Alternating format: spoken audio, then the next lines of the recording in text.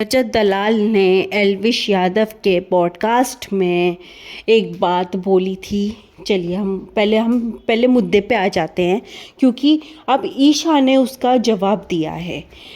Please अगर आपने YouTube channel मेरा सब्सक्राइब नहीं किया है तो प्लीज़ सब्सक्राइब कर लीजिए धामी, और बेल आइकन के घंटे को दबा दीजिए।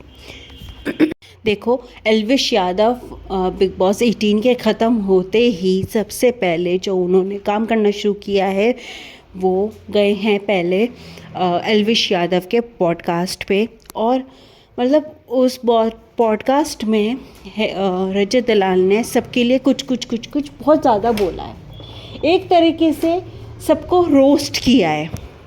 तो सबसे पहले मतलब जब एल्विश यादव ने फ़ोटो दिखाई ईशा सिंह की, तो ईशा सिंह के ऊपर बोलते हैं कि भाई ऐसी लड़कियों से शादी करना चाहते हैं लोग बाग, क्योंकि फिर घर में नौकरानी की ज़रूरत नहीं पड़ती, बर्तन अच्छे मांजती हैं। क्या बिग बॉस में भी ये कर रही थी? चलो आई डोंट नो।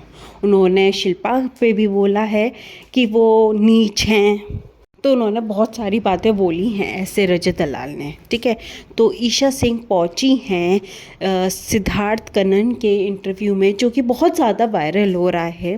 वो बोलती हैं कि मैं एक ऐसे क्लिप पे नहीं किसी को जज करना चाहती हूँ।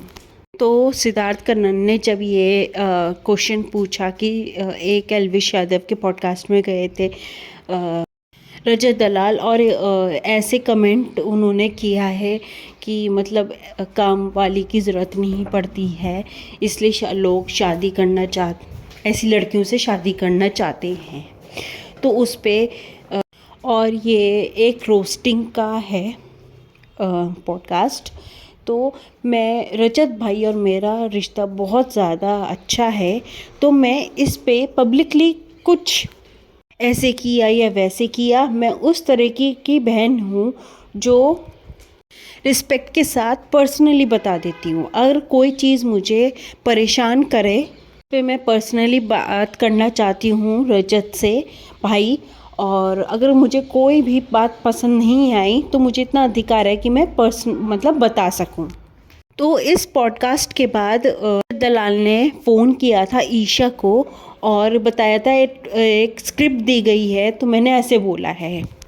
ये सुन के थोड़ा सा दुख लगा कि मतलब मैं थोड़ा सा हल्का सा जानना चाहती थी क्या बोला है, कैसे बोला है, बट मुझे दुख लगा। मैं अगर होती तो मैं ऐसे नहीं बोलती, उन्हें बात करनी चाहिए थी। मैं थोड़ा सा गुस्सा थी। अच्छा चलो एक बात बताओ, अगर ये स्क्रिप्ट दी गई थी तो जो शिल्पा को बोला है रजत ने कि वो नीच हैं, तो उसमें भी यही बोला गया था मतलब स्क्रिप्ट में कि इन लोगों के बारे में ऐसे बोलना चाहिए, इन लोगों के बारे में ऐसे बोलना। और अगर ये स्क्रिप्ट का हिस्सा थी तो भैया और ज़्यादा अलग ही सवाल खड़े हो जाते हैं। तो चलो ईशा ने आगे और कुछ बोला है। मैं थोड़ा सा परेशान थी, मैं थोड़ा सा नाराज़ थी, लेकिन भाई बहन के रिश्ते में ऐसा होता रहता है।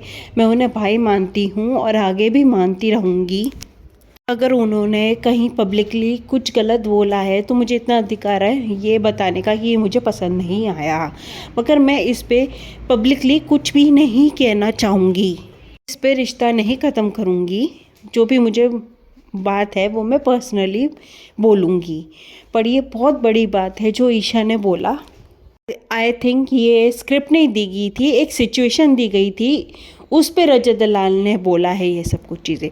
बट रजत दलाल ने हर एक कंटेस्टेंट के लिए बहुत कुछ बोला है, और रजत दलाल को आई थिंक सो इतना नहीं बोलना चाहिए था। और जब रजत दलाल से मीडिया वालों ने पूछा तो बोलते हैं रजत दलाल की हाँ बोला तो बोला, जिसे जो पसंद आए वो रख लो, जिसे जो पसंद ना आए तो वो मत रखो, ऐसे कुछ। तो अगर आपने मीडिया में ऐसे ही बोला है, फिर आप मतलब कॉल क्यों कर रहे हो? कॉल करके ऐसे ऐसे क्यों बोल रहे हो कि मुझे स्क्रिप्ट दी गई थी, ये दिया गया था, ये दिया गया था। तो रजत दलाल यहाँ पे दोगले दिखाई दे रहे हैं। इस पर आपका क्या कहना है प्लीज़ कमेंट करके बताना, आपका क्या पीओवी है। और आज की वीडियो में बस इतना ही, फिर मिलेंगे हम नई वीडियो के साथ।